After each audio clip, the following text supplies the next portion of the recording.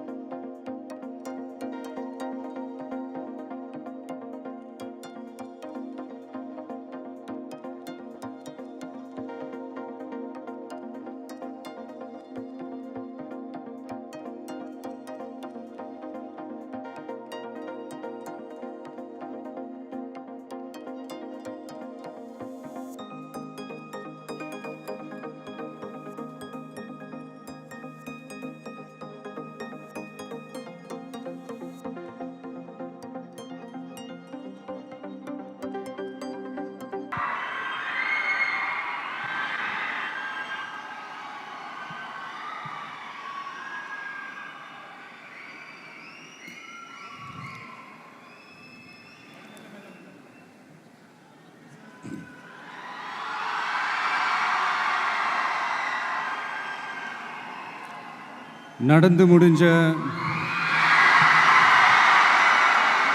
10வது மற்றும் 12வது தேர்வில் சாதனை படைத்த என்னுடைய தம்பி தங்கைகளுக்கும், இன்னைக்கு பெருமையோடு வந்திருக்கிற அவங்களுடைய பெற்றோர்களுக்கும்,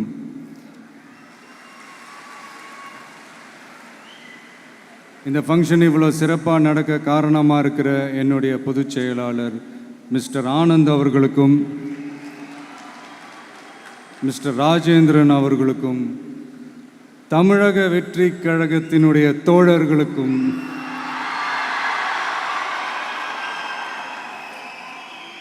ஏன்னா நீங்கள் தான் இரவு பகல்லாம் பார்க்காம இந்த ஏற்பாடுகள்லாம் இவ்வளோ சிறப்பாக செஞ்சு முடிச்சிருக்கீங்க. மற்றும் என் நெஞ்சில் குடியிருக்கும் என்னுடைய நண்பிகள், உங்கள் அனைவருக்கும் என்னுடைய பணிவான வணக்கங்கள். மீண்டும் ஒரு முறை எதிர்கால தமிழகத்தின் இளம் மாணவ மாணவிகளான உங்கள் எல்லாரையும் சந்திக்கிறதுல எனக்கு ரொம்பவே மகிழ்ச்சி. அதாவது இந்த ஒரு பாசிட்டிவ் பவர் இருக்கிறவங்கள பார்க்கும்போது ஆட்டோமேட்டிக்காக ஒரு எனர்ஜி, ஆட்டோமேட்டிக்காக ஒரு கெமிஸ்ட்ரி ஒர்க் அவுட் ஆகும்னு சொல்லுவாங்கள்ல, அது இன்னைக்கு காலையிலேருந்து எனக்கு பயங்கரமாக ஒர்க் அவுட் ஆகிட்டுருக்கு. உங்கள் எல்லாரையும் முகத்தை பார்த்ததுலேருந்து. ஸோ மை டியர் குட்டி நண்பீஸ், இந்த மாதிரி ஃபங்க்ஷனில் சின்னதாக 2 நல்ல விஷயம் சொல்கிறத தாண்டி வேறு என்ன சொல்கிறதுன்னு எனக்கு தெரியல. நீங்கள் எல்லாருமே இப்போது அடுத்த ஒரு கட்டத்தை நோக்கி போகிறீங்க. உங்கள் கெரியரை சூஸ் பண்ணக்கூடிய அந்த கட்டத்தை நோக்கி போகிறீங்க. உங்களில் சில பேருக்கு ஒரு கிளியர் பிக்சர் மைண்டில் இருக்கும். அதாவது லைஃப்பில் என்னவா ஆக போகிறோம், ஒரு டாக்டர், இன்ஜினியர், ஒரு பைலட் அப்படின்னு ஒரு கிளியர் பிக்சர் ஒன்று இருக்கும். அதில் ஒரு சில பேருக்கு அந்த ஒரு டிசிஷன் மேக்கிங்கில் சின்னதாக ஒரு தொய்வு ஏற்படலாம். சின்னதாக ஒரு கன்ஃபியூஷன் ஏற்படலாம். அவங்க எல்லாருக்குமே நான் சொல்லிக்கிறது என்னென்னா, எல்லா துறையுமே நல்ல துறை தாங்க. நீங்கள் எதை தேர்ந்தெடுக்கிறீங்களோ அதில் உங்களுடைய முழு ஈடுபாட்டோட உங்களுடைய 100% உழைப்பை போட்டிங்கன்னா அது யாராக இருந்தாலுமே வெற்றி நிச்சயம்தான். அதனால் உங்களுக்கு பிடிச்ச துறையை நீங்கள் தேர்ந்தெடுங்க. அதில் இருக்கிற ஆப்ஷன்ஸ் எல்லாம் ஃபஸ்ட்டு தெரிஞ்சுக்கோங்க. உங்கள் பேரண்ட்ஸ் கிட்ட டிஸ்கஸ் பண்ணுங்கள், உங்கள் ஸ்கூல் டீச்சர்ஸ் கிட்ட டிஸ்கஸ் பண்ணுங்கள். இந்த கெரியர் கைடன்ஸ் கொடுக்கறதுக்கெல்லாம் நிறைய பேர் இருக்காங்க, இந்த கெரியர் கவுன்சிலிங் கொடுக்கறதுக்கெல்லாம் நிறைய பேர் இருக்காங்க. அவங்க எல்லாரையும் மீட் பண்ணுங்கள். இந்த மாதிரி ஒரு சந்தர்ப்பத்தில் நான் என்னுடைய ஒரு சின்னதாக ஒரு கெரியர் கைடன்ஸ் உங்ககிட்ட ஷேர் பண்ணணும்னு ஆசைப்பட்றேங்க. பொதுவாக நம்ம ஒரு துறையை தேர்ந்தெடுக்கும் போது அதில் எவ்வளோ டிமாண்ட் இருக்குது அப்படின்றத நம்ம பார்ப்போம் இல்லையா? ஃபார் எக்ஸாம்பிள், மருத்துவம் பொறியியல் மட்டும்தான் நல்ல ஃபீல்டுன்னு சொல்ல முடியாது. இன்னும் சொல்லப்போனால் நம்ம தமிழ்நாட்டில் உலகத்தரத்தில் டாக்டர்ஸ், இன்ஜினியர்ஸ், லாயர்ஸ்லாம் அதிகமாகவே இருக்காங்க. இங்கே நம்மக்கிட்ட என்ன இல்லை அப்படின்னா, இங்கே நமக்கு எது இன்னும் அதிகமாக தேவைப்படுது அப்படின்னா நல்ல தலைவர்கள்.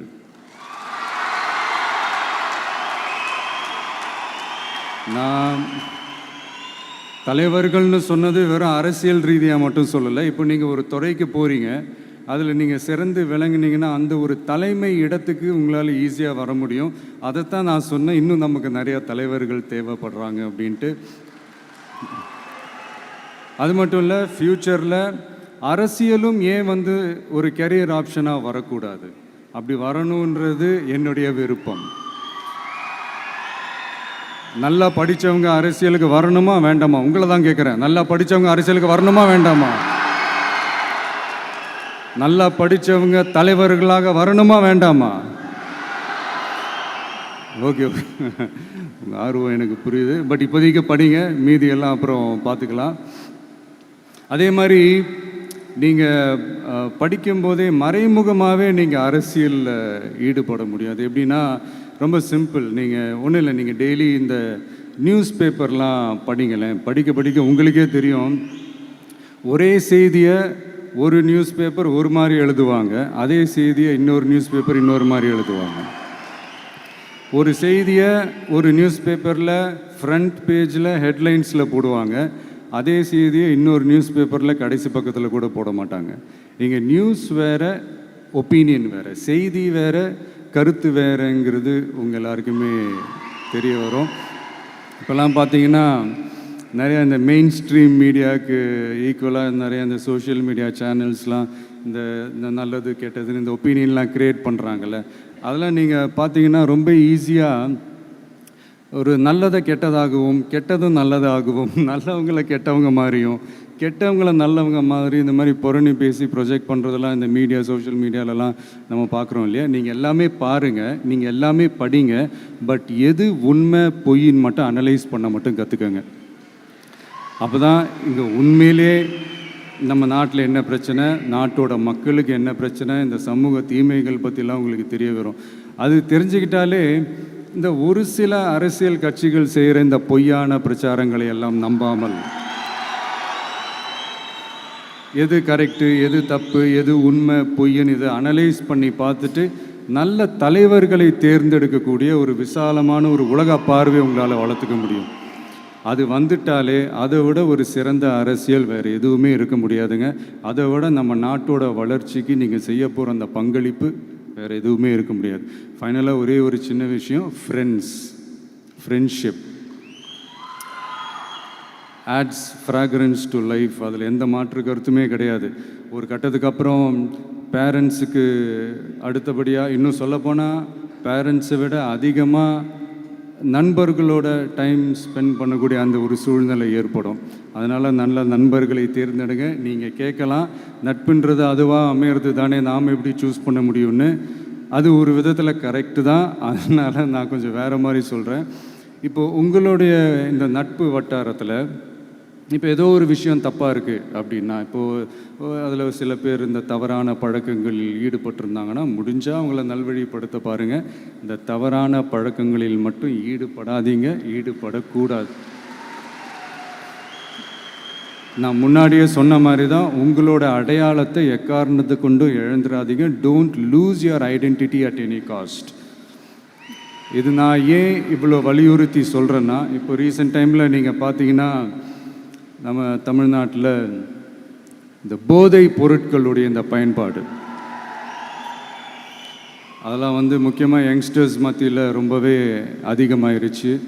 ஒரு பெற்றோர் என்ற முறையில், ஒரு அரசியல் இயக்கத்துக்கு தலைவர் என்ற முறையில் எனக்குமே ரொம்ப அச்சமாக தான் இருக்குது.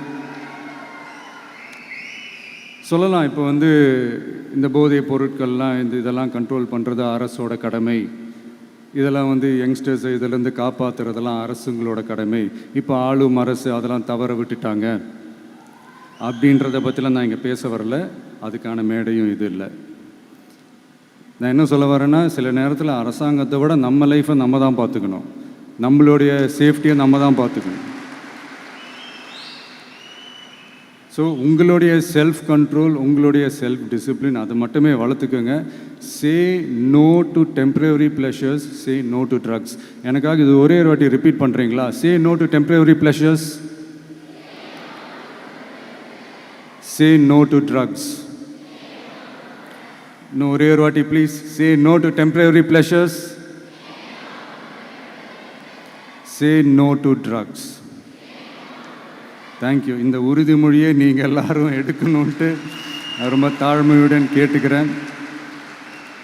மற்றபடி வேறு ஒன்றும் இல்லை. இந்த தேர்வில் தேர்ச்சி பெற முடியாதவங்க, நினச்ச மாதிரி மார்க்ஸ் எடுக்க முடியாதவங்க ஒன்றும் லைஃப்பில் எதுவும் டிசப்பாயிண்ட் ஆகாதீங்க. வெற்றி தோல்வி ரெண்டுமே ஈக்குவலாக பேலன்ஸ் பண்ணி போக கற்றுக்கிட்டாலே போதும். தோல்வி நம்மக்கிட்ட வர்றதுக்கே பயப்படும். Success is never ending, failure is never final. So இதை மட்டும் புரிஞ்சுக்கோங்க. நான் 3ஆம் தேதி மீட் பண்ண போகிற அந்த செட் ஆஃப் ஸ்டூடெண்ட்ஸ் அண்ட் பேரண்ட்ஸுக்கும் சேர்த்து தான் இன்றைக்கி வந்து நான் பேசுகிறேன். ஏன்னா மறுபடியும் இந்த மாதிரி அட்வைஸ் பண்ணி அவங்கள நான் போர் அடிக்க விரும்பலை. ஏன்னா ஜென்ரலாகவே தெரியும் அட்வைஸ் பண்ணவங்க எல்லாருக்கும் பிடிக்காதுன்னு. ஏன்னா நானும் அப்படி தான். அதனால் ஸோ அன்றைக்கி வந்து டைரெக்டாக நம்ம வந்து ஸ்டூடெண்ட்ஸை கௌரவிக்கிற அந்த நிகழ்ச்சிக்கு நம்ம போயிடலாம். So thank you. மீண்டும் சந்திக்கும் வரை நன்றி, வணக்கம்.